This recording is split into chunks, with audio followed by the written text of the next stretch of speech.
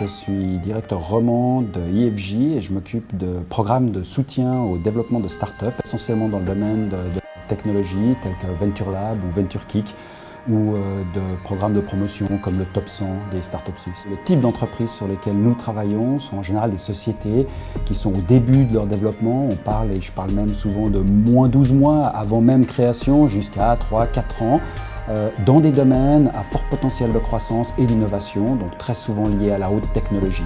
Et quelles sont vos plus grandes satisfactions dans vos activités? C'est les personnes qui bâtissent des boîtes, qui ont cette volonté, cet enthousiasme, cette capacité de travail, cette capacité de vision aussi, parce qu'il faut vraiment avoir, et puis évidemment la persistance de bâtir. Donc c'est vraiment les personnes, c'est la plus grande satisfaction. Et évidemment, nous on a le plaisir d'aider à travers des programmes comme Venture Lab, qui fait le contact avec l'industrie, ou Venture Kick, qui les aide à trouver les 130 premiers 1000 francs, ou Venture Leaders par exemple, qui est encore un programme où on fait des équipes de start-up pour qu'ils puissent réseauter entre eux et on les expose dans le monde aux États-Unis.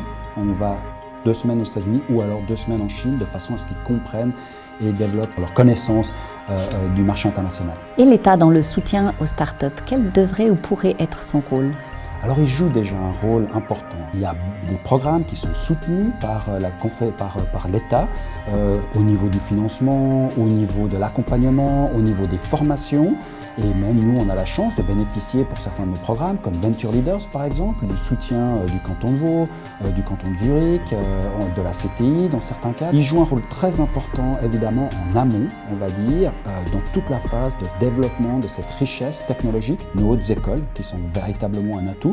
Et ensuite, bien entendu, les conditions cadres, les fameuses conditions cadres. On parle de fiscalité, on parle de capacité à avoir des gens, les fameux permis de travail, on parle de tout l'environnement en termes économiques aussi, donc c'est vraiment ces fameuses conditions cadres. La grande majorité des fondateurs en fait, de start-up qu'on soutient, 60%, ne sont pas suisses. La pluralité elle est aussi nécessaire bien entendu aujourd'hui à l'intérieur des entreprises. Quand elles croissent, ces entreprises sont internationales souvent par nature, elles vont chercher leur marché à l'étranger, à l'export, elles doivent comprendre ces marchés, elles doivent s'exporter en Asie, aux États-Unis, on envoie des équipes au Brésil, on envoie des équipes en Inde.